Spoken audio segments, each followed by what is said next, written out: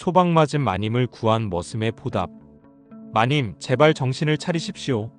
핏빛 석양 아래 한 남자가 쓰러진 여인을 필사적으로 흔들고 있었습니다. 그녀의 손목에서는 선홍빛 피가 흘러내리고 있었죠. 이 남자는 단순한 머슴이었고 여인은 소방 맞고 쫓겨난 양반집 마님이었습니다. 그리고 이 운명적인 만남은 두 사람의 인생을 완전히 바꿔놓게 됩니다. 조선 숙종시대 전라도 남원지방의 이야기입니다. 김정우는 25세의 머슴이었습니다. 그는 태어날 때부터 천민 신분이었고 부모님은 그가 10살 때 전염병으로 모두 돌아가셨죠. 그 이후로 정우는 양반집을 떠돌며 머슴살이를 했습니다. 키는 크지만 말수가 적었던 정우는 성실하고 부지런했습니다. 그래서 어느 마을에 가더라도 일자리를 구하는 데에는 어려움이 없었죠. 하지만 그의 마음 한편에는 항상 외로움이 자리하고 있었습니다. 그의 봄, 정우는 남원 부근의 큰 양반집에서 일하게 되었습니다. 박진사댁이라 불리는 그 집은 수백 마지기의 땅을 소유한 부유한 가문이었습니다. 정우는 주로 밭일과 땔감 나르는 일을 맡았습니다. 새벽부터 해질녘까지 일하고 하인들과 함께 사랑채 뒤편의 작은 방에서 잠을 청했죠. 어느 날 저녁 정우가 우물가에서 물을 깃고 있을 때였습니다. 이것 좀 도와주실 수 있나요? 뒤돌아보니 27, 8쯤 되어 보이는 여인이 무거운 물동이를 들고 힘겹게 서 있었습니다.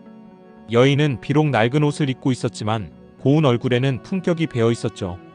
정우는 말없이 다가가 물동이를 받아들었습니다. 감사합니다.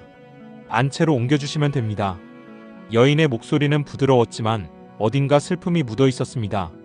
정우는 나중에 다른 하인들에게서 그 여인의 이야기를 들었습니다. 그녀의 이름은 이씨 부인이었고 박진사의 조카딸이었습니다. 이씨 부인은 3년 전 한양의 벼슬아치 집안으로 시집을 갔습니다. 하지만 결혼한 지 2년이 지나도록 아이를 낳지 못하자 시어머니의 구박이 심해졌다고 합니다. 급기야 남편마저 첩을 들이면서 이씨 부인을 냉대했고 결국 칠거지약 중 무자를 이유로 소박을 맞고 쫓겨났다는 것이었습니다. 친정 부모님은 이미 돌아가셨고 먼 친척벌 되는 박진사가 그녀를 거두어 준 것이었죠.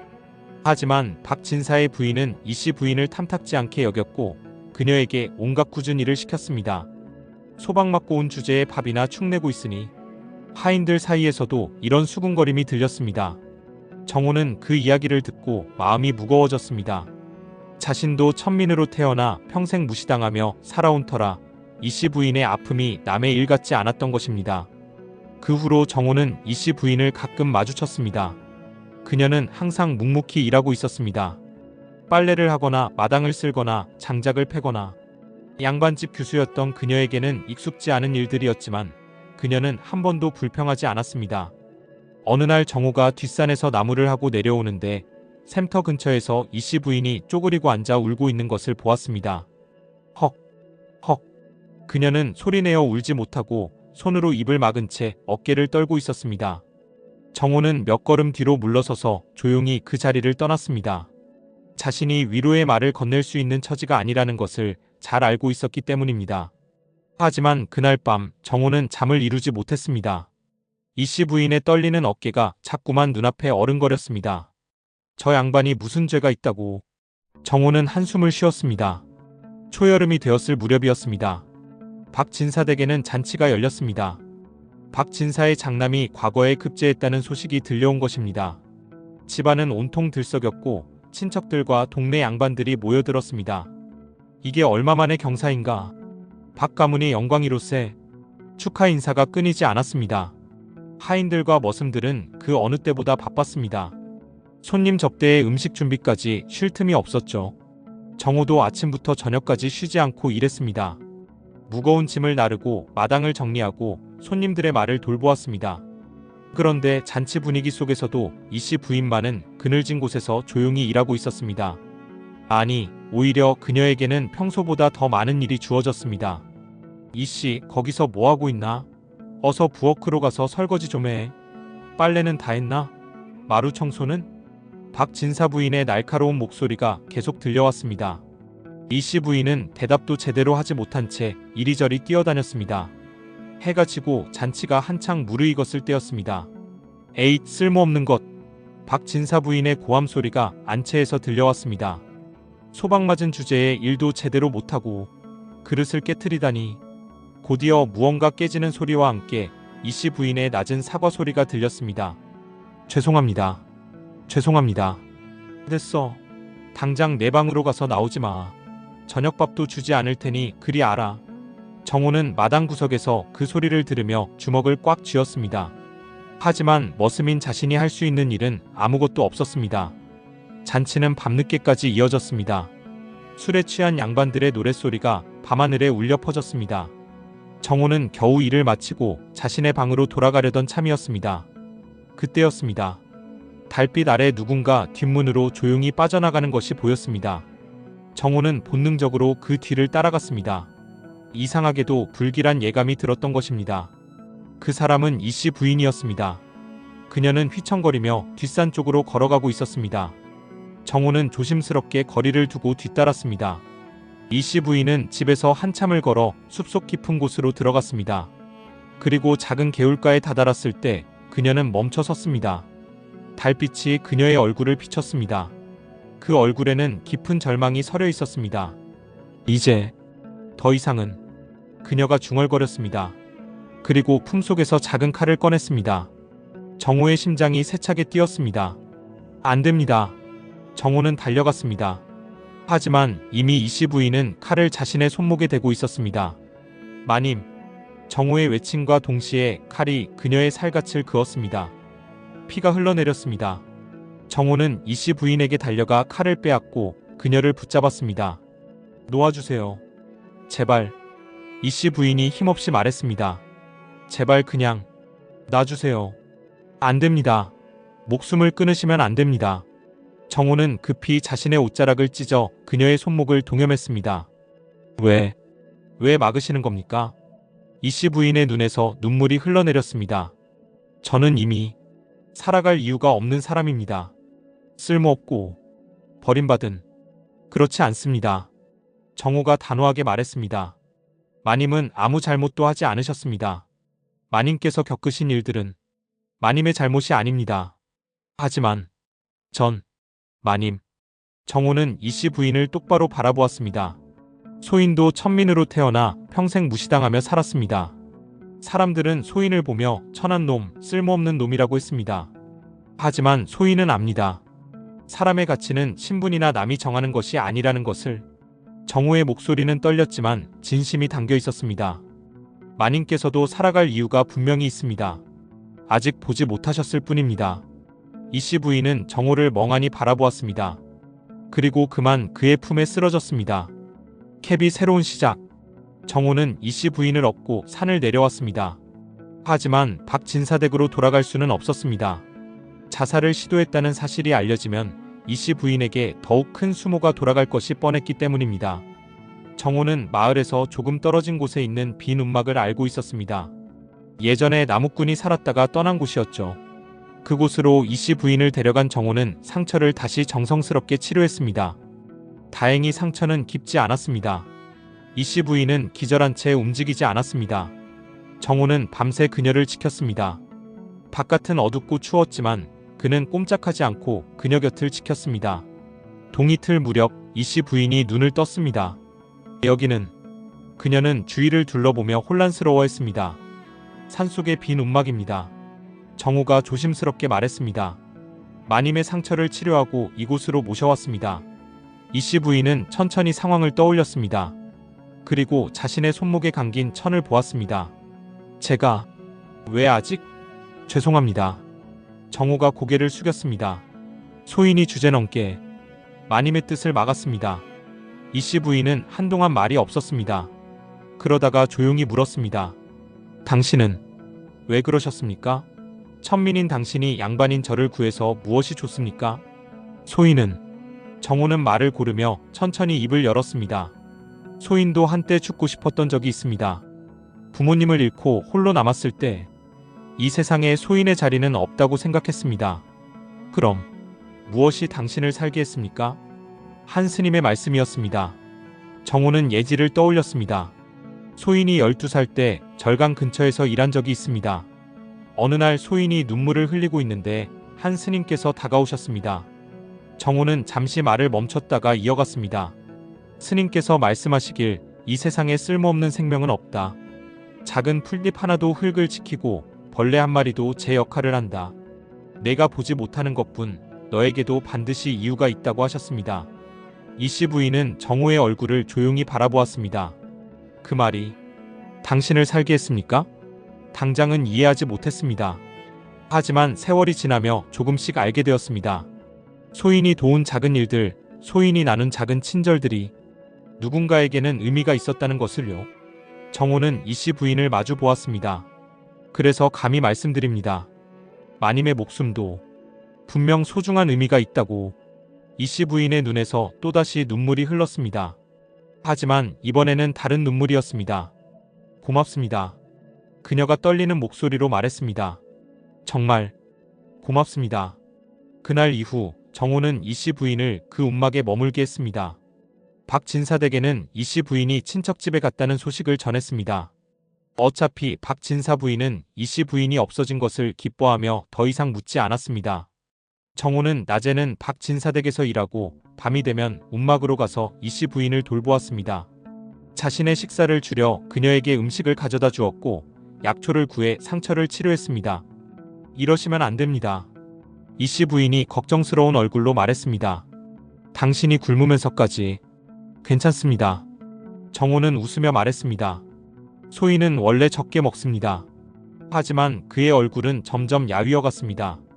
이씨 부인은 그런 정호를 보며 마음이 아팠습니다. 평생 대접받으며 자란 그녀였지만 지금처럼 진심 어린 돌봄을 받은 적은 없었습니다. 사흘째 되는 날 이씨 부인이 정호에게 말했습니다. 정호씨. 예, 마님. 저 이곳에서 나가겠습니다. 정호는 놀란 표정을 지었습니다. 아직 상처가 다 낫지 않으셨는데. 아닙니다. 이씨 부인이 고개를 저었습니다. 이대로는 당신만 힘들어집니다. 저는 스스로 살아갈 방법을 찾아야 합니다. 하지만 마님께서 어디로 가시겠습니까? 모릅니다. 이씨 부인은 솔직하게 말했습니다. 하지만 당신이 알려주신 대로 제 삶의 이유를 찾아야 합니다. 이렇게 숨어있기만 해서는 안 되겠지요. 정호는 한참을 고민했습니다. 그리고 결심한 듯 말했습니다. 소인에게 한 가지 생각이 있습니다. 무엇입니까? 이 마을에서 하루거리쯤 떨어진 곳에 장터가 있습니다. 그곳에서는 신분을 따지지 않고 장사를 할 수 있습니다. 정호는 계속해서 말했습니다. 소인이 지금까지 모은 돈이 조금 있습니다. 그 돈으로 작은 장사를 시작할 수 있습니다. 바느질이나 음식을 파는 것이지요. 하지만 그건 당신의 돈이 소인에게는 쓸 곳이 없습니다. 정호가 단호하게 말했습니다. 차라리 마님께서 쓰시는 것이 소인에게는 더 큰 기쁨입니다. 이씨 부인은 눈물을 글썽이며 고개를 저었습니다. 이미 당신에게 너무 많은 신세를 졌습니다. 이 이상은 마님. 정호가 조용히 말했습니다. 소인은 아무 대가를 바라지 않습니다. 다만 마님께서 다시 살아갈 힘을 찾으시는 것, 그것만으로 충분합니다. 이씨 부인은 정호를 바라보았습니다. 그의 눈에는 진심이 가득했습니다. 당신은 참으로 귀한 분입니다. 그녀가 떨리는 목소리로 말했습니다. 신분이 뭐가 중요합니까? 당신의 마음씨가 진정한 귀함입니다. 그날 밤 두 사람은 구체적인 계획을 세웠습니다. 정호는 그동안 모은 돈을 모두 꺼냈습니다. 3년 동안 한 푼, 두 푼 모은 돈이었습니다. 많지는 않았지만 작은 장사를 시작하기에는 충분했습니다. 이 돈으로 청과 바늘, 실을 사겠습니다. 이씨 부인이 말했습니다. 저는 어릴 때부터 바느질을 배웠습니다. 비록 양반집 교수의 솜씨지만 장터에서는 쓸모가 있을 것입니다. 좋은 생각입니다. 정호가 고개를 끄덕였습니다. 닷새 후 정호는 박진사댁을 떠났습니다. 어디 가는 게냐? 다른 머슴이 물었습니다. 다른 고을로 일자리를 찾으러 갑니다. 정호는 간단히 대답했습니다. 사실 그는 이씨 부인이 있는 장터 근처로 가려는 것이었습니다. 그녀 혼자 낯선 곳에서 지내게 할 수는 없었습니다. 정호와 이씨 부인은 함께 장터 마을로 향했습니다. 길은 멀었지만 두 사람은 서두르지 않고 천천히 걸었습니다. 저기 보이는 산이 무엇입니까? 지리산입니다. 아름답군요. 이씨 부인은 산을 바라보며 작게 미소 지었습니다. 죽음을 생각했던 사람이 다시 자연의 아름다움을 느낄 수 있다는 것, 그것만으로도 큰 변화였습니다. 길을 가다가 개울을 만나면 정호가 먼저 건너가 이씨 부인의 손을 잡아 이끌었습니다. 조심하십시오. 고맙습니다. 두 사람의 대화는 짧았지만 그 안에는 깊은 신뢰가 쌓여가고 있었습니다. 사흘을 걸어 장터 마을에 도착했습니다. 그곳은 생각보다 큰 마을이었습니다. 장날이면 사방에서 사람들이 몰려들어 북적였고 각종 물건들이 거래되었습니다. 여기서라면 이씨 부인이 조심스럽게 말했습니다. 아무도 저를 알아보지 못할 것입니다. 정호는 마을을 돌아다니며 작은 방 한 칸을 구했습니다. 장터 모퉁이에 있는 낡은 집이었지만 비바람을 피하기에는 충분했습니다. 마님은 이곳에서 지내십시오. 소인은 근처에서 일자리를 구하겠습니다. 함께 살 수는 없습니까? 이씨 부인이 물었습니다. 저는 이미 소방맞은 몸입니다. 남의 시선이 두렵지 않습니다. 아닙니다, 마님. 정호가 고개를 저었습니다. 소인은 천민이고 마님은 양반이십니다. 아무리 이곳이 장터라 해도 그것만은 지켜야 합니다. 그래야 마님께 누가 되지 않습니다. 이씨 부인은 쓸쓸하게 웃었습니다. 신분, 그것이 그토록 중요한가요? 소인에게는 중요하지 않습니다. 정호가 진지하게 말했습니다. 하지만 세상이 그러합니다. 소인은 마님께 조금이라도 누를 끼치고 싶지 않습니다. 캡삼 장터의 바느질 솜씨. 이씨 부인은 곧바로 장사를 시작했습니다. 처음에는 작은 천 조각으로 주머니를 만들어 팔았습니다. 양반집 교수답게 섬세하고 정교한 솜씨였습니다. 이거 참 잘 만들었네요. 얼마입니까? 사람들이 하나둘 관심을 보이기 시작했습니다. 하지만 장사는 생각만큼 쉽지 않았습니다. 너무 비싸. 저기 가면 더 싼 게 있는데. 사람들은 물건을 구경만 하고 돌아섰습니다. 이씨 부인은 낙담했지만 포기하지 않았습니다. 가격을 조금 낮추고 더 다양한 물건을 만들었습니다. 정호는 마을 근처 농가에서 일자리를 구했습니다. 낮에는 밭일을 하고 저녁에는 이씨 부인의 작은 방을 찾아가 안부를 물었습니다. 오늘은 어떠셨습니까? 주머니 2개를 팔았습니다. 이씨 부인이 수줍게 웃었습니다. 많지는 않지만 시작이니까요. 잘하셨습니다. 정호도 환하게 웃었습니다. 한 달이 지났습니다. 이씨 부인의 솜씨가 점점 소문나기 시작했습니다. 특히 그녀가 만든 아이옷이 인기를 끌었습니다. 섬세한 바느질과 예쁜 자수가 다른 장사치들과는 차원이 달랐습니다. 우리 아이옷 좀 만들어 주실 수 있나요? 제 치마 좀 수선해 주세요. 주문이 늘어나기 시작했습니다. 이씨 부인은 밤늦게까지 바느질을 했습니다. 손가락에 바늘이 찔려 피가 나기도 했지만 그녀는 행복했습니다. 내가 쓸모있는 사람이 되어가고 있구나. 처음으로 자신의 가치를 스스로 만들어가는 기쁨을 느꼈습니다. 어느 날 저녁 정호가 찾아왔을 때 이씨 부인은 작은 보따리를 내밀었습니다. 이게 무엇입니까? 제가 번 돈입니다. 당신이 빌려준 돈을 갚으려고요. 정호는 황급히 손을 내저었습니다. 아닙니다, 마님. 그 돈은 빌려드린 것이 아닙니다. 아닙니다. 이씨 부인이 단호하게 말했습니다. 당신의 호의에 마냥 기대어 있을 수는 없습니다. 이것을 받아주십시오. 그래야 제 마음이 편합니다. 정호는 난처한 표정을 지었습니다. 마님께서 그토록 원하신다면. 그는 조심스럽게 보따리를 받았습니다. 하지만 이 돈은 소인이 보관하고 있겠습니다. 언젠가 마님께 필요한 일이 생기면 쓰시라고요. 이씨 부인은 정호를 바라보며 미소 지었습니다. 당신은 참 고집이 세군요. 마님도 마찬가지이십니다. 두 사람은 함께 웃었습니다.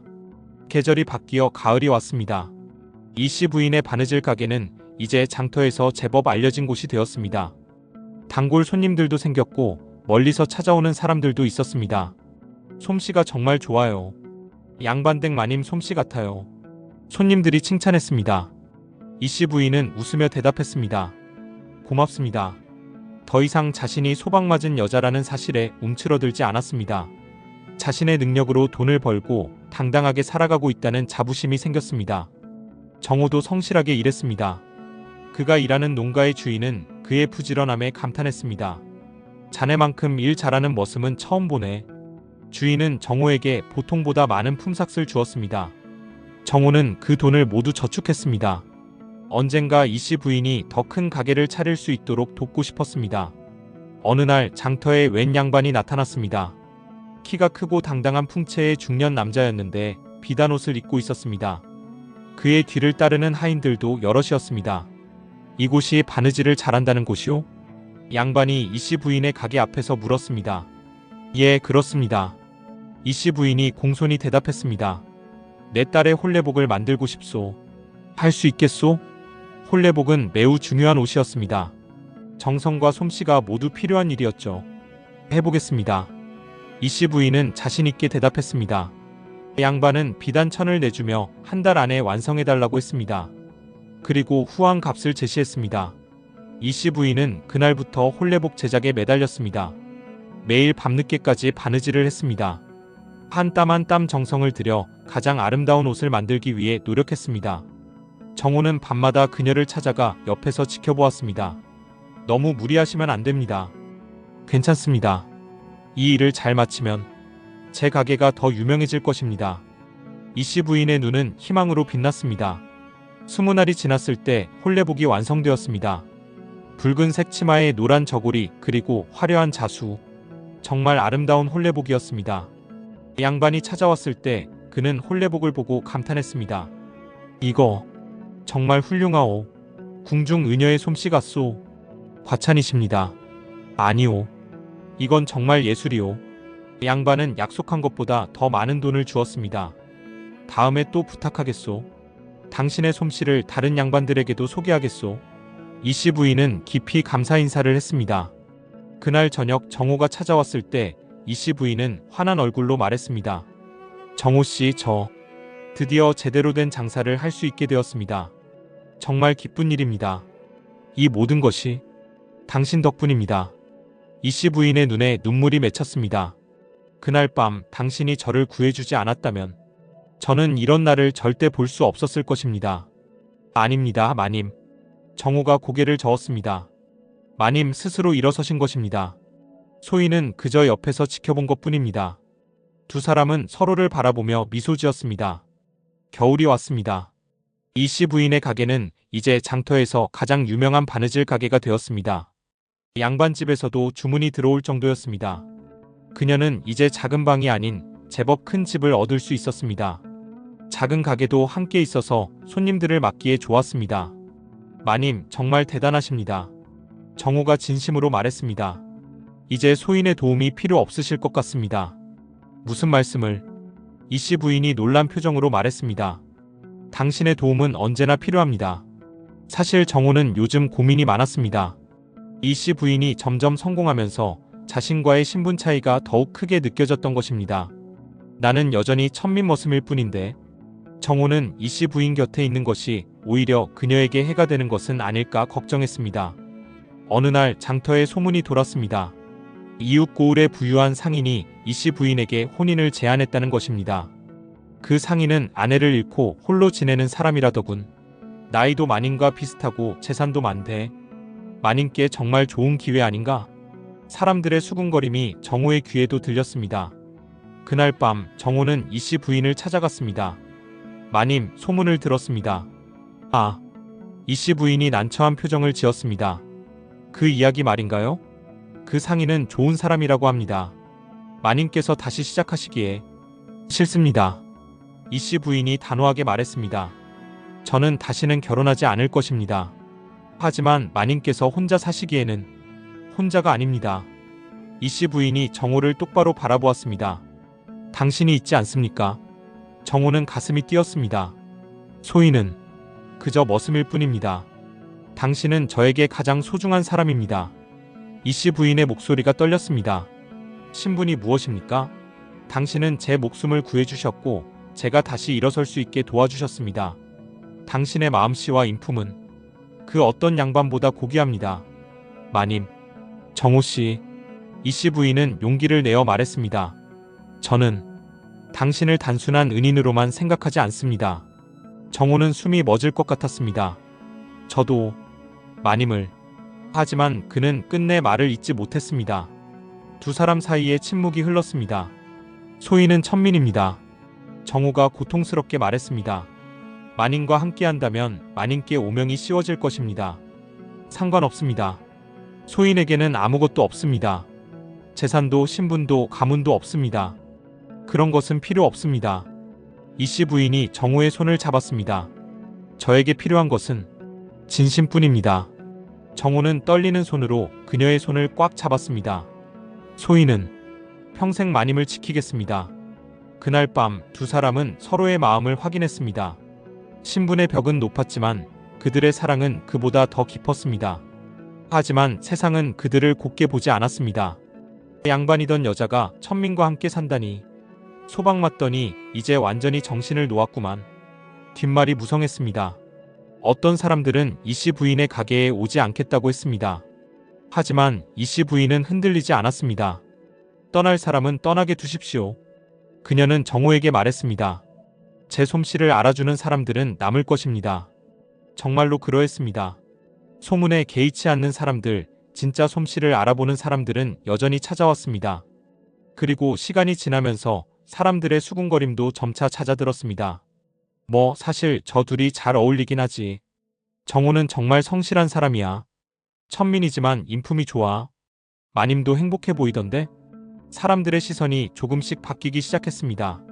이듬해 봄, 정호와 이씨 부인은 조촐한 혼례를 올렸습니다. 화려한 혼례는 아니었지만 진심으로 축하해주는 사람들이 있었습니다. 축하합니다. 오래오래 행복하게 사세요.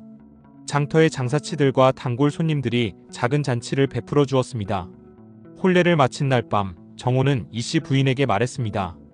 마님을 행복하게 해드리지 못할까 두렵습니다. 이미 충분히 행복합니다. 이씨 부인이 미소 지으며 말했습니다. 제가 죽음을 생각했던 그날, 당신이 구해주지 않았다면 저는 이런 행복을 느낄 수 없었을 것입니다. 그녀는 정호의 손을 잡았습니다. 당신 덕분에 저는 다시 태어났습니다. 이제는 제가 당신을 행복하게 해드릴 차례입니다. 캐보와 함께 만든 성공. 혼인 후 두 사람은 함께 가게를 운영했습니다. 이씨 부인, 이제는 김씨 부인이 된 그녀는 바느질을, 정호는 천을 구하고 손님을 응대하는 일을 맡았습니다. 두 사람의 호흡은 완벽했습니다. 이 천은 품질이 좋습니다. 마님께서 쓰시기에 적합할 것입니다. 정호가 좋은 천을 구해오면 김씨 부인은 그것으로 아름다운 옷을 만들었습니다. 가게는 점점 더 번창했습니다.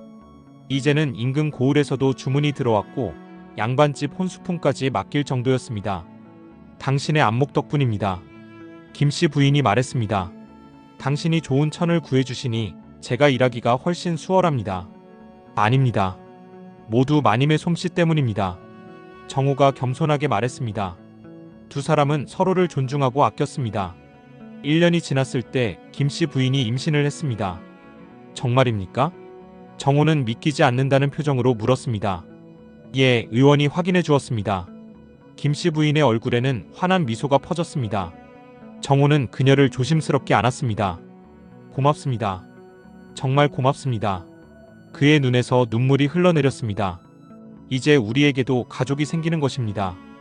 우리는 이미 가족입니다. 김씨 부인이 정호의 등을 토닥이며 말했습니다. 그리고 이제 더욱 완전한 가족이 되는 거예요. 10달 후 건강한 사내 아이가 태어났습니다. 으아앙, 으아앙. 아기의 울음소리가 방 안에 울려 퍼졌습니다. 정호는 작고 붉은 아기를 조심스럽게 안았습니다. 우리 아들, 우리 아들. 그는 감격에 겨워 말을 잇지 못했습니다. 평생 가족이 없이 살았던 그에게 이제 아내와 아들이 생긴 것입니다. 이름을 뭐라고 지을까요? 김씨 부인이 물었습니다. 제가 어찌 감히. 당신이 아버지인데 당연히 지어야죠. 정호는 한참을 생각했습니다. 희망 희자를 쓰면 어떨까 합니다. 희망이요? 예. 저희 두 사람 모두 절망의 끝에서 희망을 찾았으니까요. 이 아이도 어떤 어려움이 와도 희망을 잃지 않는 사람으로 자라기를 바라는 마음입니다. 좋습니다. 김희동. 아름다운 이름이네요. 두 사람은 아기를 내려다보며 행복한 미소를 지었습니다. 아이가 자라면서 가게는 더욱 바빠졌습니다. 김씨 부인은 아이를 돌보며 바느질을 했고 정호는 전보다 더 열심히 일했습니다. 당신, 오늘은 일찍 들어와서 쉬세요. 괜찮습니다. 조금만 더 하면 됩니다. 두 사람은 서로를 위해 더욱 노력했습니다. 아이가 3살이 되었을 때 큰일이 생겼습니다. 전라감사가 남원을 순찰하게 되었는데 그 부인의 옷을 만들어 달라는 요청이 들어온 것입니다. 감사 부인의 옷이라니. 김씨 부인은 긴장했습니다. 실수하면 큰일 납니다. 마님은 잘하실 수 있습니다. 정호가 그녀의 손을 잡으며 격려했습니다. 지금까지 해오신 것처럼만 하시면 됩니다. 김씨 부인은 한 달 동안 정성껏 옷을 만들었습니다. 최고급 비단에 정교한 자수를 놓았습니다. 밤낮으로 일하며 혼신의 힘을 다했습니다. 마침내 완성된 옷은 정말 아름다웠습니다. 감사 부인이 직접 찾아왔을 때 그녀는 옷을 보고 크게 감탄했습니다. 이것은 정말 훌륭하구려. 과찬이십니다. 아니오. 한양의 침선비 솜씨와 견주어도 손색이 없소. 감사 부인은 만족스러운 표정으로 말했습니다. 앞으로 내 옷은 모두 당신에게 맡기겠소. 그리고 다른 양반댁 부인들에게도 소개하겠소. 이 일을 계기로 김씨 부인의 가게는 더욱 유명해졌습니다. 이제는 전라도 전역에서 주문이 들어올 정도였습니다. 마님, 이제 정말 대단하십니다. 정호가 진심으로 말했습니다. 천민머슴과 소방맞은 여인이었던 우리가 이렇게까지 되다니. 우리가 함께였기에 가능한 일입니다. 김씨 부인이 정호의 손을 잡으며 말했습니다. 당신이 없었다면 저는 이미 이 세상 사람이 아니었을 것이고 이 모든 것도 없었을 것입니다. 5년이 흘렀습니다. 이제 두 사람은 장터에서 가장 성공한 상인이 되었습니다. 가게도 크게 확장했고 일손을 도와줄 사람들도 여럿 고용했습니다. 하지만 성공했음에도 두 사람은 겸손함을 잃지 않았습니다. 이 부부는 정말 대단해. 돈을 많이 벌어도 교만하지 않아. 가난한 사람들도 잘 도와주더라고. 사람들의 칭찬이 이어졌습니다. 실제로 정호와 김씨 부인은 자신들처럼 어려운 처지에 있는 사람들을 많이 도왔습니다. 일자리를 주고 음식을 나누고 옷을 만들어 주었습니다. 우리도 도움을 받았으니 이제는 베풀 차례입니다. 이것이 두 사람의 생각이었습니다. 캠육 실현과 극복. 하지만 모든 것이 순탄하지만은 않았습니다. 아들 희동이 7살이 되던 해 큰 시련이 찾아왔습니다. 장터에 큰 불이 났던 것입니다. 불이야, 불이야. 한밤중에 외침 소리가 들렸습니다. 정호가 밖으로 뛰쳐나가 보니 장터 한쪽에서 불길이 치솟고 있었습니다. 큰일입니다. 바람이 불면 이쪽으로 번질 것입니다. 사람들이 급히 물을 길어 날랐습니다. 정호도 불을 끄는 일을 도왔습니다. 온 마을 사람들이 나서서 밤새 불과 싸웠습니다. 다행히 큰 피해는 막을 수 있었습니다. 하지만 여러 가게가 불타버렸고 많은 사람들이 재산을 잃었습니다. 이제 어떻게 살아야 하나? 불에 탄 가게 주인들이 울며 한탄했습니다. 정호와 김씨 부인은 그들을 도왔습니다. 여기 쌀과 옷입니다. 당분간 쓰십시오. 우리 가게 한쪽을 내드리겠습니다. 거기서 장사를 다시 시작하세요. 두 사람의 도움으로 많은 사람들이 다시 일어설 수 있었습니다. 정말 고맙습니다. 이 은혜를 어떻게 갚아야 할지 사람들이 눈물을 흘리며 감사했습니다. 괜찮습니다. 우리도 한때 도움을 받았습니다. 이제는 우리가 도울 차례입니다. 정호가 담담하게 말했습니다. 그런데 얼마 후 더 큰 문제가 생겼습니다. 한양에서 이씨 부인의 전 시어머니가 찾아온 것입니다. 내가 여기 있었구나. 시어머니는 분노에 찬 얼굴로 가게에 들이닥쳤습니다. 소방 맞고 쫓겨난 주제에 장사를 해서 돈을 벌다니. 우리 집안의 수치다. 김씨 부인은 얼굴이 하얗게 질렸습니다. 시어머님, 시어머니라고 부르지 마라. 너는 이미 우리 집안 사람이 아니다. 시어머니의 목소리가 장터에 울려 퍼졌습니다. 사람들이 몰려들어 구경했습니다. 게다가 천민. 혼인 후 두 사람은 함께 가게를 운영했습니다. 이씨 부인, 이제는 김씨 부인이 된 그녀는 바느질을, 정호는 천을 구하고 손님을 응대하는 일을 맡았습니다. 두 사람의 호흡은 완벽했습니다. 이 천은 품질이 좋습니다. 마님께서 쓰시기에 적합할 것입니다. 정호가 좋은 천을 구해오면 김씨 부인은 그것으로 아름다운 옷을 만들었습니다. 가게는 점점 더 번창했습니다. 이제는 인근 고을에서도 주문이 들어왔고 양반집 혼수품까지 맡길 정도였습니다. 당신의 안목 덕분입니다. 김씨 부인이 말했습니다. 당신이 좋은 천을 구해주시니 제가 일하기가 훨씬 수월합니다. 아닙니다. 모두 마님의 솜씨 때문입니다. 정호가 겸손하게 말했습니다. 두 사람은 서로를 존중하고 아꼈습니다. 1년이 지났을 때 김씨 부인이 임신을 했습니다. 정말입니까? 정호는 믿기지 않는다는 표정으로 물었습니다. 예, 의원이 확인해 주었습니다. 김씨 부인의 얼굴에는 환한 미소가 퍼졌습니다. 정호는 그녀를 조심스럽게 안았습니다. 고맙습니다. 정말 고맙습니다. 그의 눈에서 눈물이 흘러내렸습니다. 이제 우리에게도 가족이 생기는 것입니다.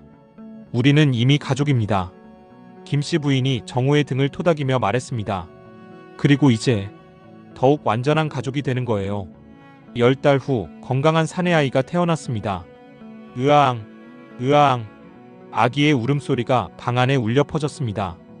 정호는 작고 붉은 아기를 조심스럽게 안았습니다. 우리 아들, 우리 아들. 그는 감격에 겨워 말을 잇지 못했습니다. 평생 가족이 없이 살았던 그에게 이제 아내와 아들이 생긴 것입니다. 이름을 뭐라고 지을까요? 김씨 부인이 물었습니다. 제가 어찌 감히. 당신이 아버지인데 당연히 지어야죠. 정호는 한참을 생각했습니다. 희망 희자를 쓰면 어떨까 합니다. 희망이요? 예. 저희 두 사람 모두 절망의 끝에서 희망을 찾았으니까요. 이 아이도 어떤 어려움이 와도 희망을 잃지 않는 사람으로 자라기를 바라는 마음입니다.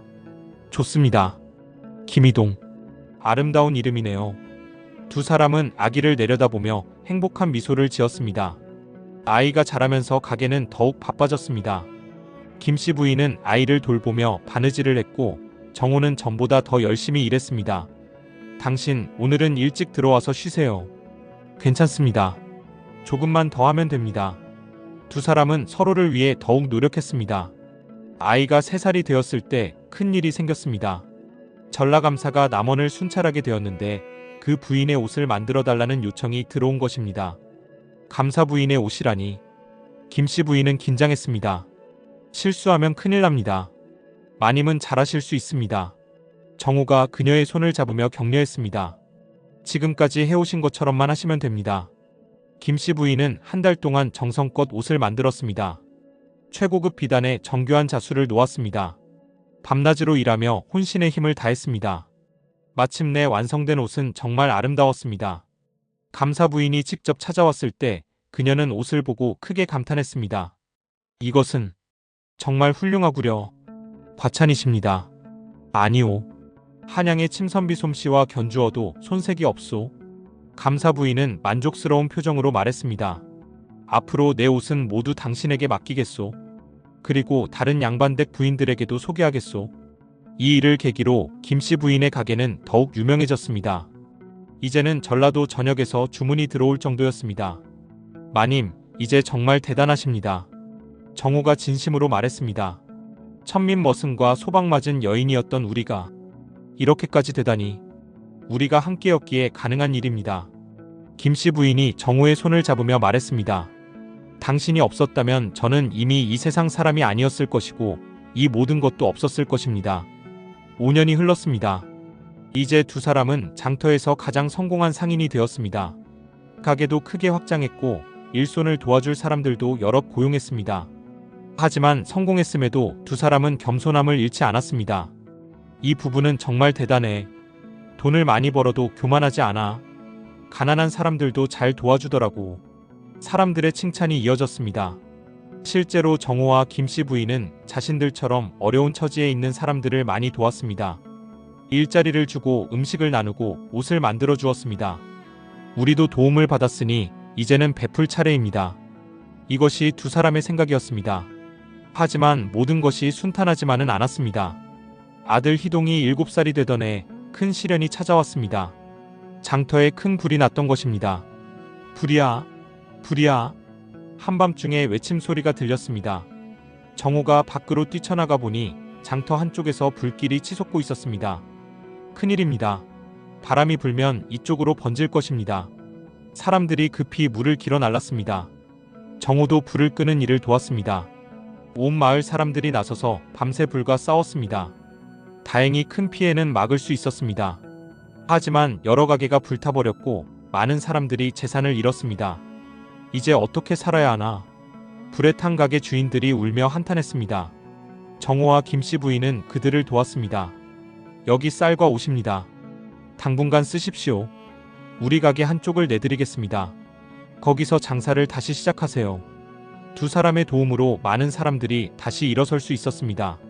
정말 고맙습니다. 이 은혜를 어떻게 갚아야 할지 사람들이 눈물을 흘리며 감사했습니다. 괜찮습니다. 우리도 한때 도움을 받았습니다. 이제는 우리가 도울 차례입니다. 정호가 담담하게 말했습니다. 그런데 얼마 후 더 큰 문제가 생겼습니다. 한양에서 이씨 부인의 전 시어머니가 찾아온 것입니다. 내가 여기 있었구나. 시어머니는 분노에 찬 얼굴로 가게에 들이닥쳤습니다.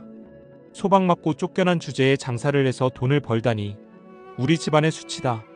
김씨 부인은 얼굴이 하얗게 질렸습니다. 시어머님, 시어머니라고 부르지 마라. 너는 이미 우리 집안 사람이 아니다. 시어머니의 목소리가 장터에 울려 퍼졌습니다. 사람들이 몰려들어 구경했습니다. 게다가 천민과 혼인했다고?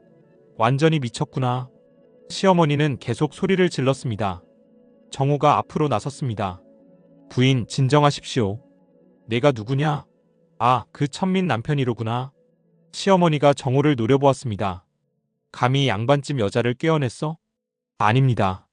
정호가 차분하게 말했습니다. 저희는 서로 사랑하여 혼인했습니다. 그 누구도 꿰거나 속인 일이 없습니다. 사랑?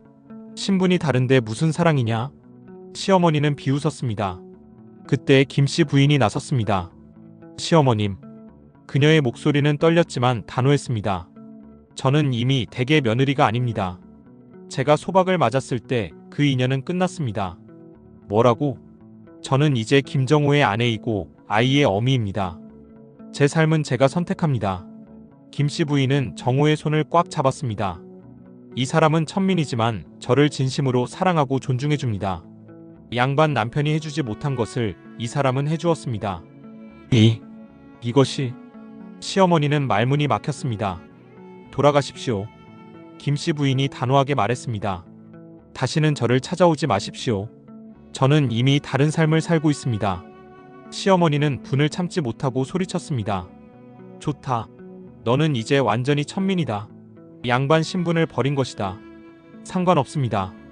김씨 부인이 담담하게 대답했습니다. 신분보다 중요한 것이 있습니다. 그것은 사랑하는 사람과 함께 사는 것입니다. 시어머니는 더 이상 할 말이 없었습니다. 그녀는 분한 표정으로 돌아섰습니다. 두고 보자. 천민과 사는 것이 얼마나 비참한지 알게 될 것이다. 그렇게 소리를 지르며 떠나갔습니다. 구경하던 사람들이 웅성거렸습니다. 저 여자 정말 대단하네. 신분을 버리면서까지 사랑을 선택하다니. 저 부부 진짜 사랑하는구나. 사람들의 반응은 예상과 달랐습니다. 대부분이 김씨 부인의 편을 들었습니다. 그날 밤 집으로 돌아온 김씨 부인은 정호의 품에 안겨 울었습니다. 괜찮습니다. 다 끝났습니다. 정호가 그녀를 다독였습니다. 당신은 정말 용감했습니다. 무서웠어요. 김씨 부인이 떨리는 목소리로 말했습니다. 하지만 당신을 잃는 것이 더 무서웠어요. 정호는 그녀를 더욱 꽉 안았습니다. 저도 마찬가지입니다. 마님 없는 제 인생은 상상할 수 없습니다. 두 사람은 그렇게 서로를 의지하며 힘든 시간을 견뎌냈습니다. 캡칠 진정한 보답. 그로부터 3년이 더 흘렀습니다. 희동이는 이제 10살이 되었고 총명하고 착한 아이로 자랐습니다. 아버지, 이것 좀 도와드릴까요? 우리 아들 고맙구나. 정호는 아들을 바라보며 행복한 미소를 지었습니다. 가게는 더욱 번창했습니다. 이제 정호와 김씨 부인은 전라도에서 가장 유명한 의상 가게를 운영하고 있었습니다. 어느 날 가게에 한 젊은 여인이 찾아왔습니다. 혹시 이씨 부인이신가요? 낯선 목소리에 김씨 부인이 고개를 들었습니다. 저는 이씨가 아니라 김씨입니다만. 아, 여인이 놀란 표정을 지었습니다. 그럼 정말 당신이시군요. 저는 당신의 옛 친구입니다. 여인은 김씨 부인이 시집가기 전 친하게 지냈던 친구였습니다. 정말 오랜만입니다. 두 사람은 반가운 인사를 나눴습니다. 소문은 들었습니다. 친구가 조심스럽게 말했습니다. 소박을 맞았다고. 그리고 이곳에서 장사를 한다고. 네, 그렇습니다. 김씨 부인이 담담하게 대답했습니다. 그런데 당신 정말 행복해 보입니다. 친구가 놀란 표정으로 말했습니다. 예전에 양반대 교수였을 때보다 훨씬 더 밝아 보여요. 저도 그렇게 느낍니다. 김씨 부인이 미소 지었습니다. 그때 정호가 밖에서 들어왔습니다. 마님, 천을 구해왔습니다. 고맙습니다. 두 사람의 자연스러운 모습에 친구는 감탄했습니다. 부부의 정이 정말 깊으시군요. 이분이 제 남편입니다. 김씨 부인이 자랑스럽게 소개했습니다. 친구와 이야기를 나누며 김씨 부인은 그간의 일들을 들려주었습니다. 죽음을 생각했던 그날 밤, 정호가 구해준 일, 함께 장사를 시작한 일, 그리고 사랑하게 된 일까지. 정말 운명이었군요. 친구가 감동한 표정으로 말했습니다. 신분을 뛰어넘은 진정한 사랑이에요. 저는 행운아입니다. 김씨 부인이 정호를 바라보며 말했습니다. 이 사람을 만나지 못했다면 저는 이 세상에 없었을 것입니다. 친구가 돌아간 후 김씨 부인은 정호에게 말했습니다. 당신, 제가 당신께 진정한 보답을 한 적이 있나요? 무슨 말씀이십니까? 정호가 의아해했습니다. 당신은 이미 제게 너무나 많은 것을 주셨습니다. 아닙니다. 김씨 부인이 고개를 저었습니다. 당신은 제 목숨을 구해주셨고 제 인생을 바꿔주셨습니다. 그런데 저는 당신께 무엇을 드렸나요? 마님께서는 저에게 모든 것을 주셨습니다. 정호가 진심으로 말했습니다. 사랑, 가족, 행복. 제가 평생 꿈꿔왔던 모든 것을 주셨습니다. 그것만으로는 부족합니다. 김씨 부인이 단호하게 말했습니다. 저는 당신께 더 큰 것을 드리고 싶습니다. 며칠 후 김씨 부인은 마을의 원로들을 찾아갔습니다. 제 남편을 양자로 드리고 싶습니다. 양자요? 네. 제 남편은 비록 천민이지만 그 인품과 능력은 그 어떤 양반보다 뛰어납니다. 저는 남편에게 양반 신분을 주고 싶습니다. 하지만 원로들은 난색을 표했습니다. 그것은 법도에 어긋나는 일이오. 천민이 양반이 되는 것은 쉬운 일이 아니오. 김씨 부인은 포기하지 않았습니다. 그렇다면 돈으로 신분을 사겠습니다. 당시에는 공명첩이라는 제도가 있었습니다. 나라에 큰 돈을 바치면 신분을 올릴 수 있는 제도였죠. 김씨 부인은 그동안 모은 재산을 모두 바쳐 정호의 신분을 올리려 했습니다. 마님, 그러시면 안 됩니다. 정호가 급히 말렸습니다. 그 돈은 우리 가족의 미래를 위한 것입니다. 소인의 신분 따위에 쓸 수 없습니다. 당신의 신분이 곧 우리 가족의 미래입니다. 김씨 부인이 단호하게 말했습니다. 우리 아들 희동이가 자랄 때 아버지가 천민이라는 것 때문에 고통받는 것을 보고 싶지 않습니다. 정호는 할 말을 잃었습니다. 김씨 부인은 결국 많은 돈을 바쳐 정호의 신분을 올렸습니다. 천민에서 양인으로, 그리고 마침내 양반 신분까지. 이제 당신은 당당한 양반입니다. 김씨 부인이 기쁜 표정으로 말했습니다. 정호는 감격에 겨워 눈물을 흘렸습니다. 마님, 아니 부인, 정말 감사합니다. 이제야 제대로 된 보답을 드린 것 같습니다. 하지만 정호는 고개를 저었습니다. 진정한 보답은 이미 받았습니다. 무엇을요? 부인께서 저와 함께 살아주신 것, 저를 사랑해주신 것, 제 아이를 낳아주신 것, 그것이 바로 가장 큰 보답이었습니다. 두 사람은 서로를 껴안았습니다. 신분이 오른 후에도 정호는 변하지 않았습니다. 여전히 성실하게 일했고 겸손하게 행동했으며 어려운 사람들을 도왔습니다. 저 사람 보게 양반이 되어도 교만하지 않아. 원래 인품이 좋은 사람은 신분이 바뀌어도 변하지 않는 법이지. 사람들의 존경은 더욱 깊어졌습니다. 어느 날 고을 수령이 정호를 찾아왔습니다. 김진사. 이제 정호는 김진사로 불렸습니다. 고을에서 어려운 백성들을 돕는 일을 맡아주실 수 있겠소? 소인이 무슨 자격으로? 자네만큼 백성들의 어려움을 아는 사람이 없소. 자네는 직접 그 고통을 겪었으니까.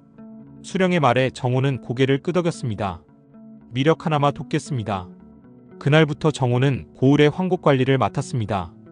가난한 백성들에게 곡식을 빌려주고 가을에 거두는 일이었죠. 하지만 기존의 관리들은 백성들에게 높은 이자를 받아 착취했습니다. 정호는 이를 바로잡았습니다. 이자를 낮추고 갚지 못하는 사람들에게는 시간을 더 주시오. 하지만 그러면 손해가. 백성이 편안해야 나라가 편안합니다. 당장의 이익보다 백성의 삶이 중요합니다. 정호의 원칙은 확고했습니다. 그 결과 많은 백성들이 혜택을 받았습니다. 김진사님 덕분에 우리가 살았습니다. 진정한 양반은 저런 분을 두고 하는 말입니다. 정호의 명성은 점점 높아졌습니다. 김씨 부인도 바느질 가게를 계속 운영하며 여성들에게 기술을 가르쳤습니다. 과부나 호러미들이 스스로 생계를 꾸릴 수 있도록 돕고 싶습니다. 그녀는 어려운 여성들을 가게에 고용하고 바느질 기술을 가르쳤습니다. 제가 겪었던 고통을 다른 여성들이 겪지 않기를 바랍니다. 김씨 부인의 가게에서 기술을 배운 여성들은 독립적으로 살아갈 수 있게 되었습니다. 마님 덕분에 제가 아이들을 먹여 살릴 수 있습니다. 정말 감사합니다. 여성들의 감사 인사가 이어졌습니다. 이렇게 정호 부부는 마을의 귀감이 되었습니다. 아들 희동이도 부모의 모습을 보며 훌륭하게 자랐습니다. 아버지, 저도 커서 어려운 사람들을 돕는 사람이 되고 싶습니다. 그래, 좋은 생각이다. 정호가 아들의 머리를 쓰다듬으며 말했습니다. 하지만 명심해라. 남을 돕는다는 것은 자랑이 아니라 의무란다. 우리가 받은 은혜를 갚는 것이지. 알겠습니다, 아버지. 캡구 세월이 흘러 20년이 지났습니다. 정호와 김씨 부인은 이제 중년이 되었습니다. 희동이는 28이 되어 과거에 급제하여 벼슬을 하게 되었습니다. 아버지, 어머니, 이 모든 것이 두 분 덕분입니다. 희동이가 깊이 절했습니다. 아니다. 정호가 아들의 손을 잡으며 말했습니다. 이것은 내가 노력한 결과다. 우리는 다만 내 곁에서 지켜봤을 뿐이다. 아버지께서 천민에서 양반이 되신 것처럼 저도 아버지의 정신을 이어받고 싶습니다. 희동이의 말에 정호는 가슴이 뜨거워졌습니다. 좋은 관리가 되어라. 백성을 위하는 관리가 되어라. 명심하겠습니다. 희동이가 한양으로 떠난 후 정호와 김씨 부인은 둘만의 시간을 보냈습니다.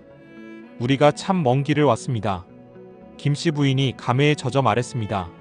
그날 밤 제가 죽으려 했을 때 당신이 구해주지 않았다면 그 일은 이제 그만 생각하십시오. 정호가 부인의 손을 잡았습니다. 우리는 이제 행복합니다. 그것이 중요합니다. 당신께 드릴 수 있는 보답이 더 없을까요? 김씨 부인이 물었습니다. 정호는 그녀를 다정하게 바라보았습니다. 부인께서는 이미 제게 최고의 보답을 주셨습니다. 그것이 무엇입니까? 사랑입니다. 정호가 진심으로 말했습니다. 부인께서 저를 사랑해 주신 것, 신분을 넘어 저와 함께 해주신 것, 제 아이를 낳아주신 것, 함께 늙어가 주시는 것, 이 모든 것이 보답입니다. 김씨 부인의 눈에 눈물이 맺혔습니다. 저야말로 당신께 감사합니다. 제게 새로운 삶을 주셨으니까요. 두 사람은 서로를 바라보며 미소 지었습니다. 어느 봄날 마을에서 큰 잔치가 열렸습니다. 정호 부부의 혼인 25주년을 축하하는 자리였습니다. 축하합니다. 정말 아름다운 부부입니다. 마을 사람들이 모두 모여 축하했습니다. 수령도 직접 찾아와 축하 인사를 전했습니다. 김진사 부부는 우리 고을의 자랑이오. 과찬이십니다. 아니오. 신분을 넘어선 사랑, 서로를 향한 존중, 그리고 백성을 위한 헌신. 진정한 양반의 모습이 바로 이것이오. 잔치가 끝난 후 두 사람은 조용히 뒷산에 올랐습니다. 그곳은 정호가 김씨 부인을 처음 구했던 바로 그 장소였습니다. 여기가. 김씨 부인이 주위를 둘러보았습니다. 네, 그날 밤 이곳이었습니다. 정호가 조용히 말했습니다. 제가 처음 부인을 뵌 곳입니다. 아니, 당신이 저를 구한 곳입니다. 김씨 부인이 정호의 팔을 꼭 잡았습니다. 이 자리에서 제 인생이 바뀌었습니다. 저의 인생도 바뀌었습니다. 정호가 말했습니다. 그날 이후로 저는 더 이상 외롭지 않았습니다. 두 사람은 석양을 바라보며 조용히 서 있었습니다. 당신, 제가 처음 당신께 물었던 것 기억하시나요? 무엇을 말씀이십니까? 왜 저를 구했느냐고 물었었죠. 천민인 당신이 양반인 저를 구해서 무엇이 좋으냐고. 기억합니다. 그때 당신이 뭐라고 대답하셨죠? 정호는 그날을 떠올렸습니다. 사람의 가치는 신분이나 남이 정하는 것이 아니라고 했습니다. 맞아요. 김씨 부인이 눈물을 글썽이며 말했습니다. 그 말이 저를 살렸습니다. 신분도 체면도 명예도 아닌 사람 그 자체의 가치를 말씀해 주셨죠. 그것이 진실입니다. 정호가 부인의 손을 잡았습니다. 부인도 저도 우리 모두 각자의 가치가 있습니다. 그것을 알게 해주신 것은 오히려 부인이십니다. 우리 정말 운이 좋았어요. 김씨 부인이 미소 지으며 말했습니다. 서로를 만난 것이요. 그렇습니다. 두 사람은 그렇게 석양을 바라보며 지난 세월을 되돌아보았습니다. 캡십 진정한 의미. 더 많은 세월이 흘렀습니다. 정호와 김씨 부인은 이제 60을 넘긴 노인이 되었습니다. 하지만 여전히 건강했고 여전히 서로를 아꼈습니다. 어느 날 희동이가 손자를 데리고 찾아왔습니다. 할아버지, 할머니, 우리 손자 왔구나. 정호는 손자를 품에 안으며 웃었습니다. 그 작은 손에서 느껴지는 온기가 마치 지난 세월의 모든 고생을 보상해주는 듯 했습니다. 김씨 부인은 부엌에서 정성껏 만든 떡을 내놓으며 말했습니다. 이젠 이 아이들이 우리를 이어가겠구나. 저녁이 되자 붉은 노을이 장터 마을을 물들였습니다. 정호는 천천히 하늘을 바라보며 중얼거렸습니다. 우리가 이렇게 오래 함께할 줄 그땐 몰랐습니다. 김씨 부인은 조용히 고개를 끄덕이며 그의 손을 꼭 잡았습니다. 그들의 손은 주름지고 거칠었지만 그 속에는 수많은 시간과 추억 그리고 서로에 대한 진심이 담겨 있었습니다. 삶의 고난과 신분의 벽을 넘어 결국 그들이 찾은 것은 단 하나, 진정한 사랑의 의미였습니다. 이야기를 끝까지 들어주셔서 감사합니다. 구독과 좋아요 그리고 댓글로 여러분의 생각을 남겨주세요. 다음 이야기에서 또 만나요.